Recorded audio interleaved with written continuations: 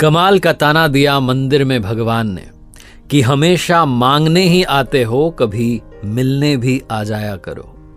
नमस्ते दोस्तों, मैं हूं आरजे कार्तिक। एक बड़ी छोटी सी कहानी एक सेठ जी की। बहुत पैसा था, बहुत सारे बिजनेस चल रहे थे और जैसे जैसे बिजनेस बढ़ते जा रहे थे उनकी भक्ति प्रभु में बढ़ती जा रही थी। लेकिन समस्या ये थी कि सेठ जी के पास में, उस व्यापारी के पास में समय नहीं था कि भगवान की भक्ति करें। तो बहुत सारे मंदिर तो उन्होंने बनवाए, लेकिन वो स्वयं कभी पूजा करने के लिए गए नहीं। उन्होंने मंदिरों में पुजारी रख दिए और पुजारियों को नियुक्त कर दिया कि भैया आपको सुबह शाम की पूजा करनी है। तो घर में बैठ करके वो प्रसन्न हो जाते थे कि चलो साहब मंदिर बना दिए हैं, पुजारी जो है अपनी पूजा कर रहे हैं। लेकिन एक बार उनके बिजनेस में बहुत बड़ा घाटा हुआ। वो ऐसे संकट में फंस गए जहां उन्हें 100 करोड़ रुपए की आवश्यकता थी। और जब उन्हें लगा कि अब हर तरफ से घिर चुका हूं, पैसा कहीं से अरेंज नहीं हो पा रहा है, तो याद आया कि मैंने इतने सारे मंदिर बनाए हैं, भगवान को प्रसन्न किया है, चलो चल करके उन्हीं से मांग लेते हैं। तो सुबह सुबह इस बात का व्यापारी ने ध्यान रखा कि सुबह सुबह बोनी वाला जो समय है उसमें जाना है। सबसे पहले भगवान से मैं ही बात करूं, कोई और आकर के कुछ मांग ले, भगवान का मन खराब हो जाए। तो इसलिए सबसे पहले ब्रह्म मुहूर्त में जग करके निकल गए। लेकिन जब पहुंचे अपने बनाए हुए एक मंदिर में, तो देखते हैं कि उनसे पहले लाइन में आकर के एक भिखारी खड़ा हुआ है। सेठ जी का दिमाग खराब हो गया कि इस भिखारी ने आकर के पता नहीं क्या ये मांगेगा और पता नहीं भगवान का जो है मन खराब ना कर दे, उनकी इच्छा ही खराब हो जाए, क्या पता वो मुझे देना दे। तो उसके पीछे खड़े हो गए। भिखारी के पीछे जाकर के उसने नजर पलट के देखा भिखारी ने, तो उसे दिखा कि सेठ जी आए।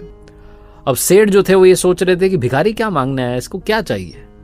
और भिखारी ये सोच रहा था कि सेठ जी भी यहां मांगने के लिए आए हुए, सेठ जी को अब क्या चाहिए, इतना सब कुछ मिल गया। जैसे ही मंदिर में पट खुले तो भिखारी ने भगवान से कहा कि प्रभु सिर्फ 100 रुपयों की आवश्यकता है, मेरी पत्नी बीमार है, कुछ दवा का प्रबंध हो जाता तो इलाज चल जाता और मेरी पत्नी ठीक हो जाती।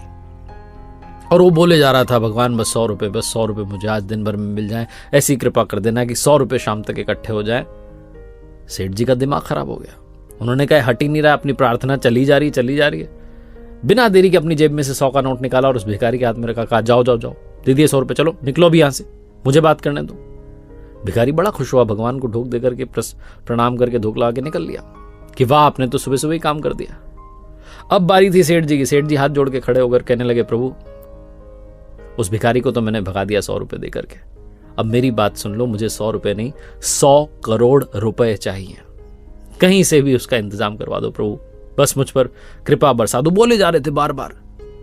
तो कमाल ये हुआ कि मूर्ति में से भगवान प्रकट हुए और कहने लगे कि तूने एक भिखारी से तो मेरा पीछा छुड़वा दिया, उसे 100 रुपये दे करके, अब मुझे तुझसे भी बड़ा भिखारी ढूंढना पड़ेगा जो आए और तुझे 100 करोड़ रुपए दे करके तुझसे मेरा पीछा छुड़वा दे।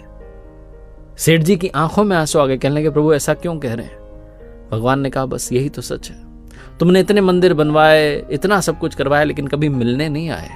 आज भी आए हो तो तब आए हो जब तुम्हें कुछ मांगना है। मैं प्रेम का भूखा हूं, बस मिलने ही चले आते तो इतना बड़ा संकट आने नहीं देता।